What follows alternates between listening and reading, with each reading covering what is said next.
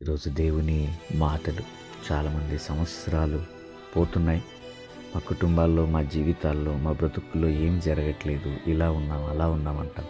2026 సంవత్సరంలో గొప్ప కార్యాలు జరగాలంటే నువ్వేం చెప్పాలి తెలుసా?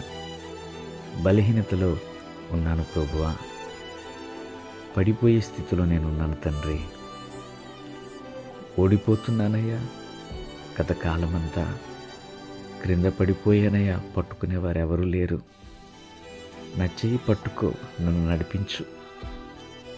కృంగిపోయానయ్యా, ఎవరు ఆదరించేవారు లేరు, కూలిపోయానయ్యా, నిలబెట్టువారు ఎవరు లేరు, బద్దలైపోయానయ్యా, కట్టువారు ఎవరు లేరు.